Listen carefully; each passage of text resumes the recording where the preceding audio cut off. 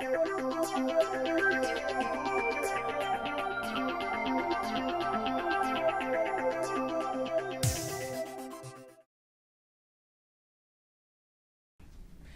I've been lucky enough over the last couple of days to be on the Certified Agile Leadership 1 course with Michael Sahota, and he's been kind enough to come in and have a chat to us about Agile and Agile leadership in high performance organisations.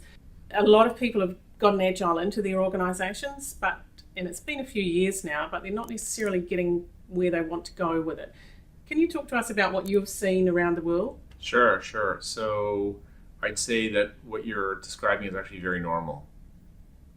Most organizations are not getting the value and the success that they want with Agile. I think, if we look at an Agile transformation program, we're seeing very, very high failure rates. And there's a good reason for that. It turns out that Agile is not just a set of practices and processes. It's actually about a mindset or a culture system, a way of being that's not just about IT, not just about technology, not just about getting projects done. It's about creating energized workers. So the challenges are really around culture, around leadership, and around how we approach organizational change.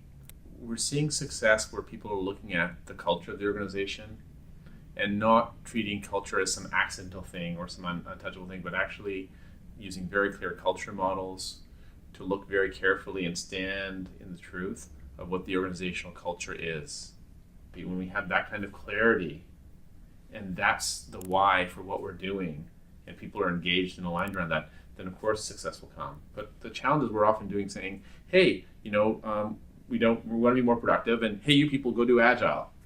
We'll give you training, we'll give you coaching, go get better, without looking at the whole organizational system of what needs to change to support that kind of initiative.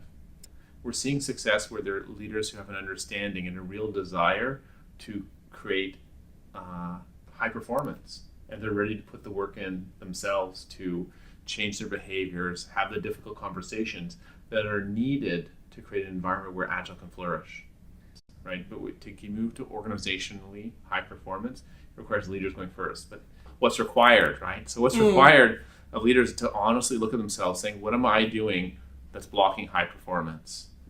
And we have leaders who are ready to take the step of looking at themselves and standing in the truth of how they're showing up. That's really the gateway. Then they'll grow. Then they'll start growing, and we can move. And as a leader grows, they're going to be able to grow the whole system. Through the Certified Agile Leadership course, we actually give people a kickstart on that growth journey. I call this the matrix moment. Yeah. We're in the red pill and the blue pill, and people can take their blue pill and go back to everyday reality. This guy Michael is cuckoo, doesn't know what he's talking about, I'm not the problem. Or they can take the red pill and say, oh, how could I be the problem? And see how deep the rabbit hole really goes.